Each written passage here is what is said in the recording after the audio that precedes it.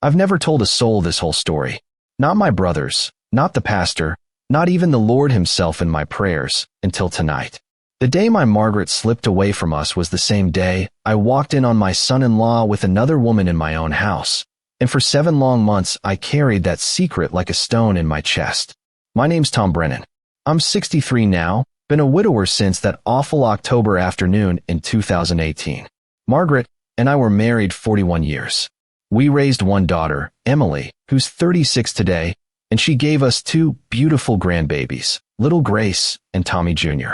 Emily married Derek Wheeler 7 years ago. Derek was 32 then, a smooth-talking insurance man with a firm handshake and a smile that could sell you oceanfront property in Kansas. I liked him at first. Most of us did. That morning started like any other hard day you never see coming. Margaret had been fighting the cancer for 14 months. The hospice nurse called me at the hardware store where I've worked since '79 and said, "Tom, you better come home now." I left the register wide open and drove the old Ford faster than I had any business doing. When I pulled in the driveway, Derek's silver Chevy was parked crooked by the garage, which was strange because he was supposed to be at work and then picking the kids up from preschool. I walked in quiet, figuring Margaret might be sleeping. The house smelled like the vanilla candle she loved and the medicine that never quite helped enough. I heard murmuring from the den, our little back room where Margaret used to sew and I used to watch ball games. The door was cracked just enough. There he was, my son-in-law, the man who'd promised to love my little girl for better or worse, sitting on the couch with Rachel, the 26-year-old receptionist from his office, half undressed and laughing like they didn't have a care in the world. I stood there frozen, my heart already cracking for Margaret upstairs, and now this. Derek looked up, saw me, and the color drained clean out of his face. "Tom, Mr. Brennan, this isn't," he stammered, pushing the girl off him like she was something he could just set aside. I didn't yell. Lord knows I wanted to. I just looked at him and said, real low, "My wife is dying right now, and you're doing this in her house." He started begging, saying it was the first time. It didn't mean anything. He'd end it that minute. Rachel grabbed her blouse and ran out the back door without a word. I told Derek to get himself together and get upstairs because his wife needed him. Then I walked up those stairs alone, shut the bedroom door, and held Margaret's hand while she took her last breath 20 minutes later. If you're watching this tonight, let me know what state you're sitting in right now. Drop it in the comments. And if this old man's story is speaking to you, please hit that like button and consider subscribing. It means the world to me. I never told Emily what I saw that day. How could I lay that on her when she was burying her mama? But 7 months later, when the grief was still raw and the truth started eating me alive, I knew I had to do something a father sometimes has to do, even if it breaks his own heart first. And that's only the beginning of what came next. The funeral was on a Tuesday, cold and gray, the kind of day that soaks right into your bones. Folks kept saying how peaceful Margaret looked lying there, but all I could think was how she deserved to go in her own bed with her family around her, not with that ugly scene playing out downstairs like some cheap soap opera. I stood at the graveside holding Emily's hand while she sobbed into my shoulder, and every time Derek tried to put an arm around her, I felt my stomach turn. For the couple of weeks after, he was on his best behavior. Showed up at the house every day with casseroles from ladies at the church, took the kids so Emily could rest, even mowed my lawn without being asked. I watched him like a hawk, waiting for the mask to slip, but he played the grieving son-in-law to perfection. And every night when I laid down, I'd hear Margaret's voice clear as day. "Tom, protect our girl. Promise me." I promised her out loud in that empty bedroom more times than I can count. By Christmas, Emily was starting to come back to life a little. The baby talk started again, Grace asking when Grandma was coming home from heaven, little Tommy wanting to know if angels needed nightlights. Derek suggested we all go to Gatlinburg for a few days. Get away from the sad house, he said. I almost told him the sadness wasn't in the house. It was sitting right across the breakfast table from my daughter, but I bit my tongue so hard I tasted blood. That trip is when I saw the first crack. One night after the kids were asleep, Emily went to take a shower, and Derek stepped out on the cabin porch to make a quick work call. I followed quiet and stood just inside the screen door. He was whispering sweet nothings to somebody, telling her he missed her something fierce and he'd figure out a way to see her soon. When he hung up and turned around, there I was again, same spot I'd been that October day. "Tom, "I swear it's not what you think," he started, voice shaking. "Son," I said, real calm. "The only reason you're still breathing is because those babies in there need a daddy, and my little girl thinks the sun rises and sets on you. But you and I both know what I know. And one of these days, that knowledge is going to cost you." He got down on his knees right there on that cold wooden deck and cried like a baby, begging me not to tell Emily. Said he'd end it for good this time, go to counseling, anything. I looked at him and felt nothing but tired. I made him one promise that night, and Lord help me, I meant every word. "You get yourself clean," I told him, "or I will clean this mess up myself. And Derek, you won't like how I do it." He thought that was the worst thing I could ever do to him. He had no idea what was coming. The months after Gatlinburg passed slow, like molasses in January. Derek did what a lot of men do when they're scared straight for a minute. He overcorrected. Church every Sunday, flowers on the table every Monday, date nights with Emily like they were newlyweds again. Emily blossomed under it. She'd call me smiling, saying, "Daddy, I think losing Mama made Derek realize what really matters." I'd just grunt and say I was glad to hear it, because what else could I say? I watched though. I watched closer than anybody knew. In March, I started noticing little things. Late nights at the office that didn't add up. A second phone he kept in the glove box of that silver Chevy. Texts that made him smile when he thought nobody was looking. I'd raised a daughter. I knew the signs. He wasn't clean. He was just sneakier. One Saturday in April, Emily asked if I'd keep the kids overnight so she and Derek could have a grown-up evening. I said sure, kissed my grandbabies, and the minute their car pulled out, I drove straight to their house. I still had a key from when Margaret and I used to house sit. I let myself in quiet, walked through the dark rooms, and went right to his office closet where he kept his hunting stuff. Took me less than 10 minutes to find the burner phone taped inside an old boot. Over 100 messages to the same number. Same girl, Rachel. They'd never stopped. He'd just gotten better at hiding it. I sat down at his desk with that phone in my hand and felt something shift inside me. The anger I'd carried since the day Margaret died turned cold and still, like a pond freezing over. I wasn't going to yell anymore. I wasn't going to threaten. I was going to wait, and I was going to plan, the way a man plans when he realizes his little girl's whole future is hanging by a thread. I took pictures of every message with my own phone, put everything back exactly how I found it, and drove home to tuck my grandbabies in. Little Grace asked me to read her the story about the princess and the frog again. While I read, she fell asleep with her head on my chest, and I made a promise right then, one I'd keep no matter what it cost me. The next 7 months, I became the best grandfather those kids ever had. Took them fishing, taught Tommy how to throw a curveball, let Grace paint my fingernails pink. And every Sunday after church, Derek would shake my hand like we were old pals, never knowing I was counting down the days. Because I'd decided something a father only decides once in his life. I was going to take everything from him the same quiet way he'd tried to take everything from my daughter. And I was going to make sure it hurt just the right amount. By the time summer rolled around again, I had a little notebook tucked behind the Bible in my nightstand. Nothing fancy, just dates, times, amounts, and names. Every lie Derek told Emily about working late. Every cash withdrawal he made that didn't match what he told her. Every motel receipt I found crumpled in his truck when he asked me to run it through the car wash for him. I'd smile, take the keys, and 10 minutes later I'd have photos of whatever he'd tried to throw away. I hated sneaking around like some detective on television, but a man'll do worse when his child's happiness is on the line. Emily started talking about wanting one more baby before she turned 38. Derek agreed real quick, too quick, said it was a grand idea. That night I sat on my porch till the stars came out, rocking slow, listening to the crickets, and I knew the clock was ticking louder than ever.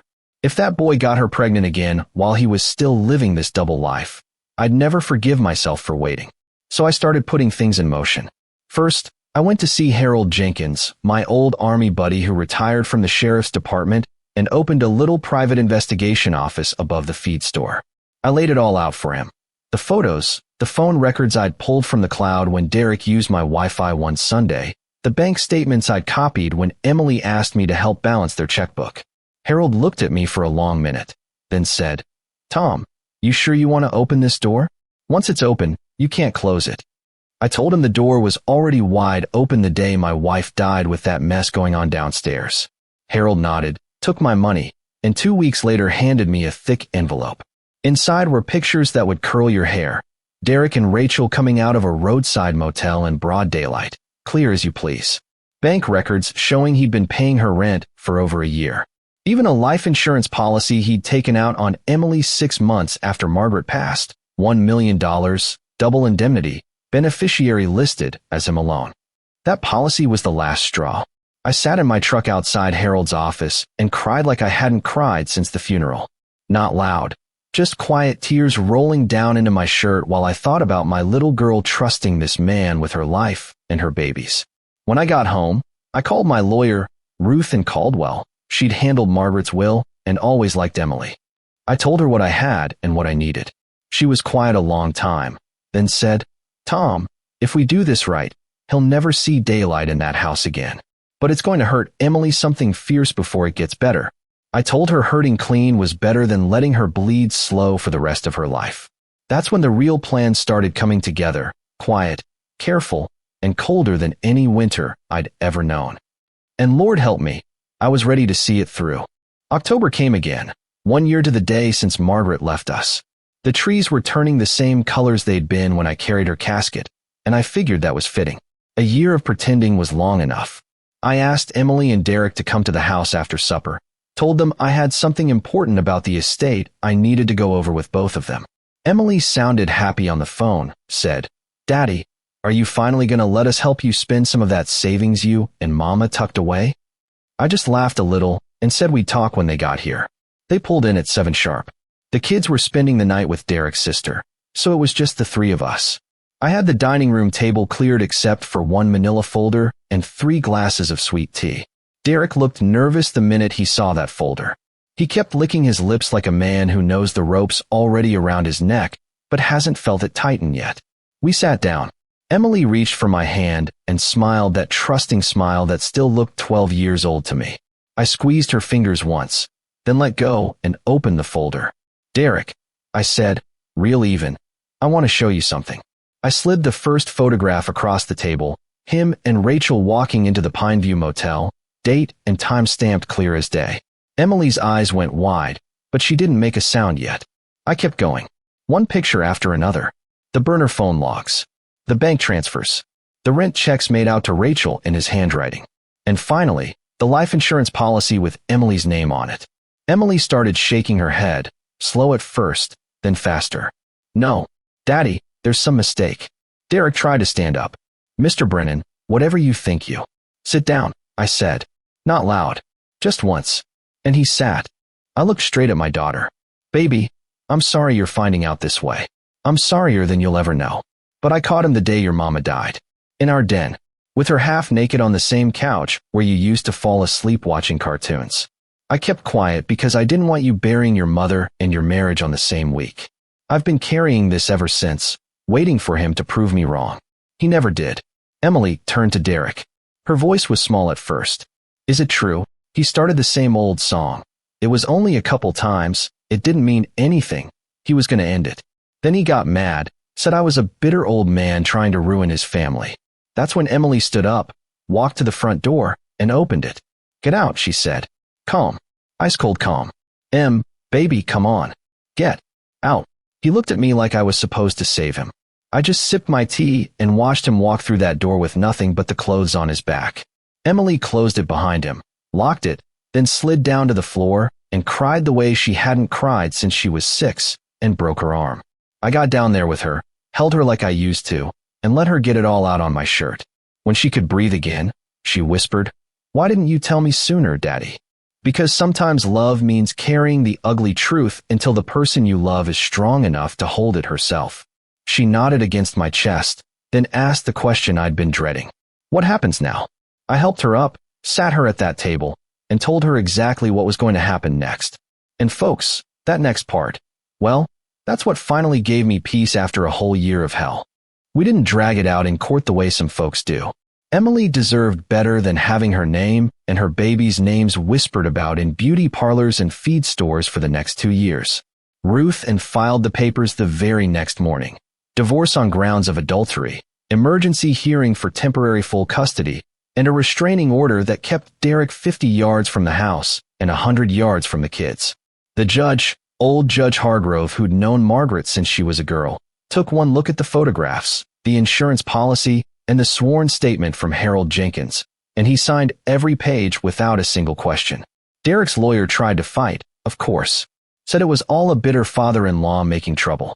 But when Emily stood up in that courtroom, looked Derek dead in the eye, and said, "I just want my children safe and my life back," the fight went clean out of him. He signed whatever Ruth and put in front of him. House to Emily, full custody to Emily, child support that made his eyes water, and every dime he'd hidden in that little business account went straight into a college fund for Grace and Tommy. He kept his truck and his clothes. That was it. 3 months later, on a warm Saturday in February, I was out back burning the last of the winter brush when I saw his silver Chevy slowed down in front of the house. He didn't stop, just looked at the for sale sign in his own yard. Emily had already moved back home with me while the papers cleared. Then he looked at me standing there with smoke curling up around my boots. I raised one hand, not a wave, just a quiet goodbye. He drove on and never came back through our town again. Emily healed slow, the way good people do. Some nights, she'd sit on the porch swing with me and cry. Some nights, she'd laugh till her sides hurt watching Tommy try to catch fireflies with a colander. And little by little, the light came back into her eyes, the same light Margaret always said she got from her daddy. If you're watching this tonight, let me know what state you're sitting in right now. Drop it in the comments. And if this old man's story is speaking to you, please hit that like button and consider subscribing. It means the world to me. I learned something through all this pain, something I wish I'd never had to learn. Sometimes the strongest thing a father can do isn't swinging the hammer. Sometimes it's waiting, watching, and striking only when the moment is exactly right. I protected my little girl the only way I knew how, and I'd do it again tomorrow if I had to. Margaret used to tell me, "Tom, love ain't always soft. Sometimes love wears work boots and carries a heavy load a long time so somebody else don't have to." She was right, as usual. These days I fall asleep listening to my grandbabies breathing down the hall, and I don't wake up angry anymore. I wake up thankful.